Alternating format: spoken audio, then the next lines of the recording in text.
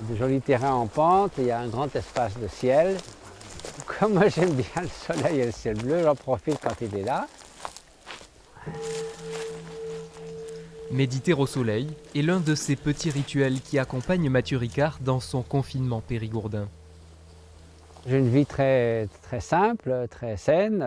Je marche beaucoup dans la forêt, je me lève très tôt le matin, je travaille à des traductions de textes. Je m'occupe de ma chère maman qui a 97 ans.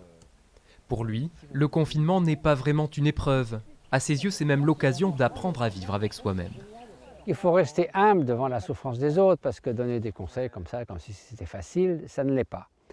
Ceci dit, c'est vrai qu'on a affaire à notre esprit du matin au soir, et il peut être notre meilleur ami, mais il peut aussi être notre pire ennemi. On voit l'augmentation de la dépression.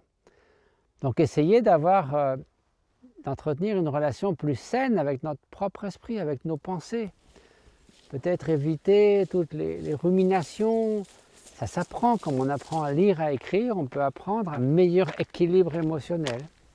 Et justement, quelques pistes sont données dans son dernier livre, écrit avec le psychiatre Christophe André et le philosophe Alexandre Jolien, un abécédaire de la sagesse pour réfléchir à l'ennui, la maladie ou encore à l'optimisme.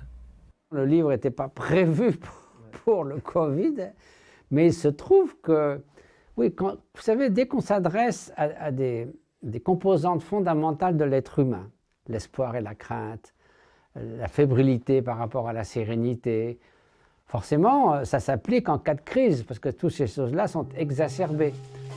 Un cheminement philosophique et spirituel que Mathieu Ricard continuera de faire ici en Dordogne, en attendant que se réouvrent les routes qui le ramèneront vers l'Himalaya.